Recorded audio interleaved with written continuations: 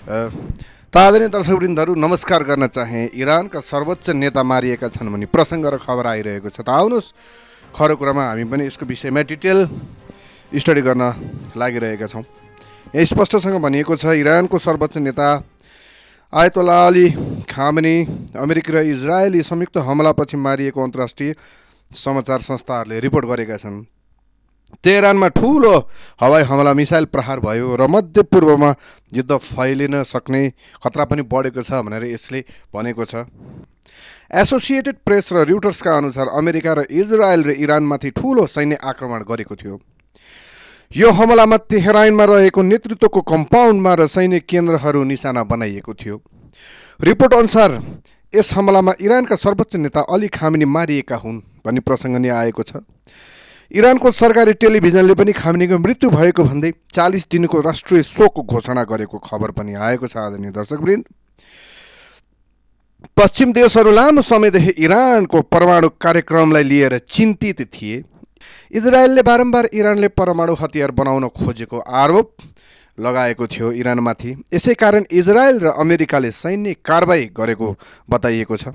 यो हमला कयौँ महिनादेखि योजना बनाइएको गोप्य अभियान भएको पनि रिपोर्टमा आएको छ। आदरणीय दर्शकवृन्द, हमलापछि खामेनी मरेको खबर तुरुन्त पुष्टि भएको थिएन। केही इरानी अधिकारीहरूले यो मनोवैज्ञानिक युद्ध भएको बताएका थिए, तर पछि इरानको राज्य मिडियाले मृत्यु भएको स्वीकार गरेको रिपोर्ट आयो। विश्लेषकहरूको अनुसार युद्धको समयमा सूचना ढिलो आउनु सम्भावना हुन्छ।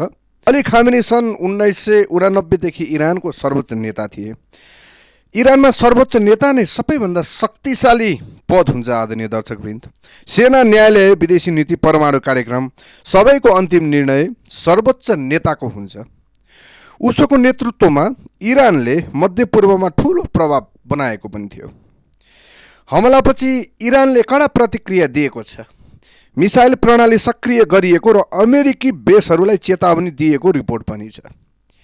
केही देशहरूले युद्ध फैलिने डर व्यक्त गरेका छन्। संयुक्त राष्ट्रसङ्घले तत्काल तनाव कम गर्न आग्रह पनि गरेको छ। विश्लेषकहरूको अनुसार यदि इरान र इजरायलको युद्ध बढ्यो भने अमेरिका, रुस, चीन, अरब देश सबै तानिन पनि सक्छन्। तेल बजार, अर्थतन्त्र र सुरक्षा व्यवस्था सबै प्रभावित पनि हुन सक्छ। खामेनीको मृत्युपछि इरानमा नेतृत्व सङ्कट आउन सक्छ। नयाँ सर्वोच्च नेता को बन्छ भन्ने प्रश्न उठेको छ। यदि बदला लियो भने मध्यपूर्वमा ठुलो युद्ध हुन सक्छ। विश्व अहिले अत्यन्तै संवेदनशील अवस्थामा छ। अब के भएको थियो त भनेर प्रसङ्ग आउँदा अमेरिका समेत इजरायल मिलेर इरानमा ठोस सैन्य अभियान चलाएको थियो, जुन हामीले सामाजिक सञ्जालमा भिडियोहरूमा पनि हेर्न पाएका छौँ। तेहरानमा ठुलो विस्फोट भएको थियो। सैन्य राजधानीमा मिसाइल प्रहार भएको थियो र सर्वोच्च नेता अली खामेनीको कार्यालय क्षेत्रमा लक्षित हमला भएको पनि थियो। रिउटर्सको अनुसार Khamenei killed at age 86 in the joint strike भनेको छ भन्नाले 86 वर्षको उमेरमा जोइन्ट भनेर भन्नाले संयुक्त जुन सैन्य कार्यक्रम थियो त्यसमा मारिएका छन् भन्ने प्रसङ्ग आएको छ। एपी न्युजले Iran confirm his death by state media भनेर भन्न खोजेको राष्ट्रभित्रको न्युज एजेन्सीले यो कुरालाई प्रमाणित गरेको छ। अब यसको मुख्य कारण, मेन रिजन्सहरू के थिए भनेर प्रसङ्गमा आउँदा इरानको परमाणु कार्यक्रमको डर। पश्चिमी देशहरू र इजरायललाई डर छ कि इरानले परमाणु हतियार बनाउँछ। इजरायलले बारम्बार चेतावनी दिएको थियो कि यस्तो भएमा उनीहरूको सुरक्षा ठुलो खतरा हुनेछ। क्षेत्रीय राजनीतिक र धार्मिक सङ्घर्ष अन्तर्गत इरानले इजरायलका दुश्मन समूहलाई समर्थन गर्छ, जस्तै हिजबुल्लाह।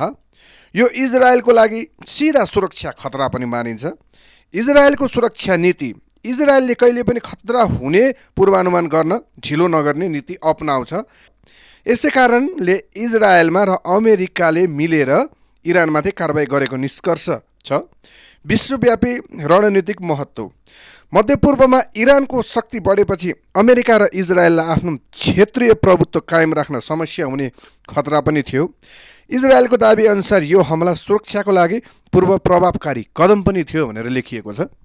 अब सम्भावित घटनाक्रममध्ये व्हाट क्यान ह्यापन नेक्स्ट, अब के हुन सक्छ त भनेर भन्दा इरानको प्रतिकार, इरानले मिसाइल वा ड्रोन हमला जारी राख्न सक्छ। इजरायलमा एयर रेड अलार्म अमेरिकी बेस्कमा जोखिम पनि छ। सानो देशको पनि प्रोक्सी ग्रुप मार्फत हमला फैलिन सक्छ। नयाँ नेतृत्व चयन खामेनीको मृत्युपछि इरानमा शक्ति शून्य लिडरसिप भ्याक्युम हुनेछ। नयाँ सर्वोच्च नेता को हुन सक्छ र त्यसको निर्णयले देशको नीति ठ्याक्कै बदल्न सक्छ। क्षेत्रीय युद्धको खतरा मध्यपूर्वका अन्य देशहरू साउदी, युएई, इराक, सिरिया पनि तानिन सक्छन्। विश्व युद्धको सानो जोखिम पनि बढ्न सक्छ। अमेरिका र इजरायलको रणनीति अमेरिका र इजरायलले सम्भावित काउन्टर अट्याक वा अतिरिक्त सैन्य तयारी गर्न सक्छ। नाटो संयुक्त राष्ट्रको मध्यस्थता दबाव आउन सक्छ। विश्व समुदायको दबावमा संयुक्त राष्ट्र, युरोपेली, रुस, चीनले शान्ति वार्ता गर्न दबाव दिन सक्छन्। आर्थिक तेल अर्थव्यवस्था मार्फत दबाव पर्न सक्छ। मानवीय सङ्कट अन्तर्गत युद्ध फैलियो भने नागरिक जीवन प्रभावित हुन्छ। विस्थापित घाइते, आर्थिक सङ्कट र शरणार्थी समस्या बढ्न सक्छ। अब सम्भावित असर अन्य देशहरूमा के पर्न सक्छ भनेर भन्दा दुबई, युएईमा असर के पर्न सक्छ भनेर भन्दा युएई विशेष गरी दुबई इरानको नजिक छ। मिसाइल वा ड्रोन हमला भइहाल्ने डर हुन्छ। अन्तर्राष्ट्रिय हवाई मार्ग, बन्दरगाह, तेल व्यापारमा असर पर्न सक्छ। सुरक्षा सतर्कता अलर्ट बढाउने सम्भावना हुन्छ। आर्थिक बजार, होटल र पर्यटन क्षेत्रमा असर पर्ने सम्भावना हुन सक्छ। मध्यपूर्वका अरू देशहरूमा के असर पर्न सक्छ भनेर भन्दाखेरि साउदी अरब, कुवेत, कतार, इराकमा तनाव हुन सक्छ। सैन्य तयारी बढ्ने, हवाई सुरक्षा प्रणाली सतर्क हुन सक्छ। प्रोक्सी समूह मार्फत अप्रत्यक्ष हमला फैलिने जोखिम हुन्छ। शरणार्थी, प्रवासी सङ्कट बढेर जान सक्ने नै अवस्था हुनसक्छ। विश्वव्यापी असरमा के हुन सक्छ भनेर भन्दाखेरि तेल बजारमा मध्यपूर्व सङ्कटको कारण तेलको मूल्य बढ्न सक्छ। वित्तीय बजारमा, सेयर बजारमा अस्थिरता, विदेशी मुद्रा अस्थिर। अन्तर्राष्ट्रिय हवाई यात्रामा मिडल इस्ट हवाई मार्ग असुरक्षित, रुट परिवर्तन हुन सक्छ। विश्व राजनीतिमा अमेरिका, रुस, चीन, युरोपियन देशहरूको सक्रियता, मध्यस्थता हुन सक्छ। विश्व शान्ति जोखिममा यदि सङ्घर्ष फैलियो भने तेस्रो विश्व युद्धको जोखिम पनि हुन सक्छ। संक्षिप्तमा भन्नुपर्दाखेरि नजिकका देशहरूमा प्रत्यक्ष जोखिम भनेको युएई, साउदी, कतार। विश्वव्यापी स्तरमा आर्थिक, राजनीतिक सुरक्षाको प्रभाव हुन सक्छ। तेल व्यापार, आर्थिक बजार र विमान सेवा नै प्रभावित हुन सक्छ। आदरणीय दर्शकवृन्द, यो सानो भिडियोमा मैले सानो प्रस्तुति तपाईँहरूको अगाडि ल्याउन प्रयास गरेँ।